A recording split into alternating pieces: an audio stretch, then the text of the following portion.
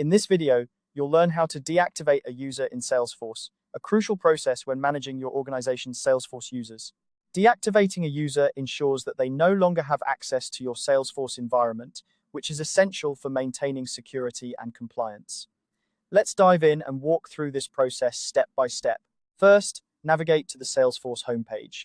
Once you're there, look to the top right corner of your screen for the gear icon, which represents the setup menu. Clicking on this icon will reveal a drop-down menu. From here, select the setup option. This will take you to the Salesforce setup page, where you can manage all aspects of your organization's Salesforce instance. Now that you're in the setup area, direct your attention to the left sidebar. You'll see a quick find box, which is an incredibly handy feature that allows you to quickly locate various settings and options within Salesforce. In this box, type the word users. As you type, you'll notice that the list below updates dynamically, narrowing down the options. Click on the users option that appears. You should now be on the users page, which displays a list of all users within your Salesforce organization. This is where you'll find the user you want to deactivate. Scroll through the list or use the search function if you have a large number of users to find the specific user you wish to deactivate.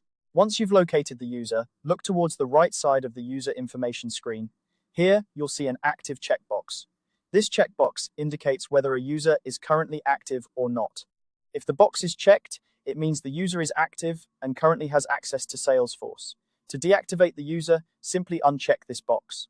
This action will remove the user's access to Salesforce, effectively deactivating their account.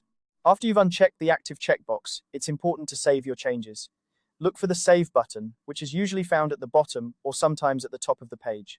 Click on Save to confirm that you want to deactivate this user. Once saved, the user will no longer have access to your Salesforce environment.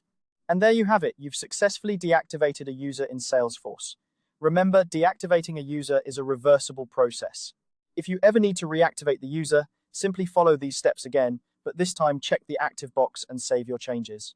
Deactivating users when they no longer need access helps keep your Salesforce data secure and your user list up to date. It's a good practice to regularly review your user list and ensure that only those who need access have it. I hope this tutorial has been helpful. If you have any questions or need further assistance, feel free to reach out.